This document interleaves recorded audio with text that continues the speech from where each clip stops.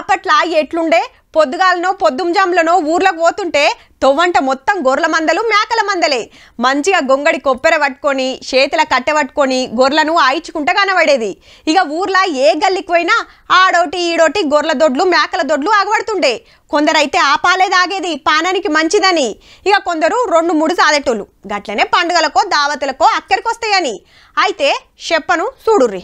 గొర్రెలు గాయం మేకలు మాయమని ఓ సినిమా తీస్తే మస్తు ఆడేటట్టుంది పో. హావ్ మళ్ళా తెలంగాణలో 5 ఏళ్ల కిందట 2,39,00,000 జీవాలుంటే ఇప్పుడున్నాయి 1,62,00,000. అంటే 77 లక్షలు తగ్గినట్టు కుద్దు పశు సంవర్ధక శాఖ ఆఫీసర్లే లెక్కగట్టి చెప్పిండ్రు.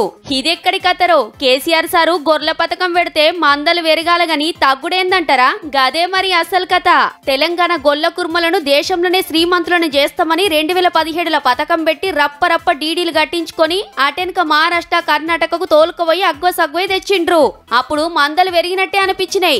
అయితే మన వాతావరణం పడక ఊకూకనే జీవిడుస్తుంటే ఎమ్మటెమ్మటే అమ్మేసిండ్రు చాలా మంది. కొందరైతే కొన్న కాడనే ఇంత లాభం చేసుకునే మారు బేరం పెట్టొచ్చిండ్రు. ఇక 2వ పారి డీడీలు కట్టినోళ్ళ పైకం అటేవైంది, ఒక్క గొర్రె రాలే. గిట్ల అయినాక ఈ ఏడికెళ్లి పెరుగుతాయి మందలు. ఈ స్కీమ్ కోసం 5,500 కోట్లు ఖర్చు పెడితే పెద్ద స్కామ్ జరిగిందని ఇప్పుడు ఏసీబీ ఎంక్వైరీల తేలబట్టే కొందరు అరెస్టు కూడా అయ్యి మందలు పెరుగుతాయి సాదేటోళ్ళు ధనవంతులైతారని అప్పట్లో కేసీఆర్ సార్ చెప్తాంటే అబ్బా యాటకురా చికెన్ కంటే షీప్ అవుతుందేమో అనిపించింది కదా.